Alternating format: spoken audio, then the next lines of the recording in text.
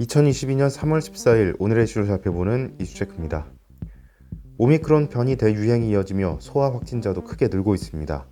이에 정부는 그간 접종 대상에서 제외했던 5에서 11세 소아에 대한 코로나19 백신 접종을 이달 말부터 시행한다고 밝혔는데요. 오늘 이슈체크에서는 소아에 대한 코로나19 백신 접종 관련 내용을 알아보겠습니다. 조재휘 기자와 함께합니다. 네, 안녕하세요. 조재휘입니다. 네, 먼저 어린이를 대상으로 한 백신 접종 일정을 살펴보죠. 언제부터 접종을 받을 수 있습니까? 네, 중대본에 따르면 사전 예약은 오는 24일부터 가능하며 접종은 31일부터 시행됩니다. 전해철 중앙재난안전대책본부 2차장은 앞서 접종을 시행한 해외 국가에서 안전성과 효과가 충분히 검증됐고 전체 확진자 중 11세 이하가 차지하는 비율이 15%를 넘어서는 상황 등을 고려한 것이라고 설명했습니다. 네, 아무래도 대상이 되는 기준 연령이 만 나이인지 아닌지 이런 혼란이 있을 것 같은데 혼란이 되지 않도록 정확하게 설명 부탁드립니다. 네, 5에서 11세는 만 나이 기준이며 2010년생 중 생일이 지나지 않은 사람부터 2017년생 중 생일이 지난 사람까지 약 307만 명으로 추산됩니다. 1차 접종과 2차 접종 간격은 8주이지만 의학적 사유나 개인 사정으로 2차 접종을 빨리 해야 한다면 식품의약품안전처의 허가 간격인 3주가 넘은 시점에 접종할 수 있습니다. 네, 많은 가정에서 백신 부작용을 우려하기도 하는데 대상이 되는 아이들 무조건 맞아야 합니까? 네, 그건 아닙니다.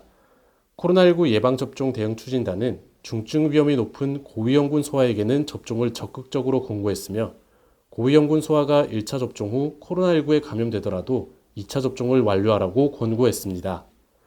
그러나 감염력이 있는 일반 소아에게는 접종을 권하지 않았습니다.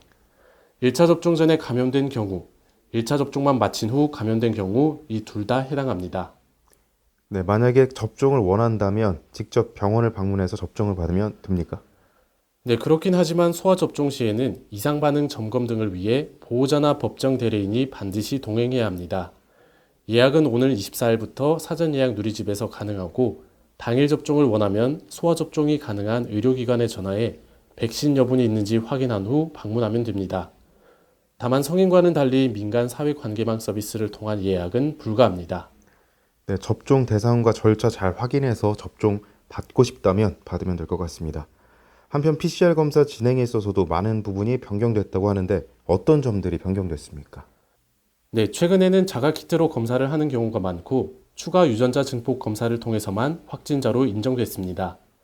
그런데 오늘부터 한 달간 동네 병의원 등 의료기관에서 시행한 신속 항원 검사 결과가 양성인 경우 추가 유전자 증폭 검사 없이 확진자로 인정됩니다. 그렇기 때문에 PCR 검사 없이도 치료를 받을 수 있고 경증이나 무증상일 경우 일반 병실이나 수술실에서 치료가 가능해집니다. 네, 마지막으로 가족이 신속 항원 검사로 확진될 경우 다른 동거 가족이 3일 이내에 PCR 검사를 받아야 하는 이 원칙도 변경됐습니까? 네, 그건 아닙니다. 이 원칙은 그대로 유지됩니다. 동거 가족이 PCR 검사 전에 전문가용 신속 항원 검사를 통해 음성이 나왔다고 해도 최근 유병률이 높아지면서 음성 결과를 100% 신뢰하기는 어렵습니다. 의심 증상이 뚜렷하게 나타나고 의료진이 재검이 필요하다고 판단할 경우에는 PCR 검사를 받도록 권고하고 있습니다. 네, 연이을 신규 확진자의 폭증세가 이어지는 가운데 가정과 교육 현장에서 혼란과 불안이 커지고 있습니다.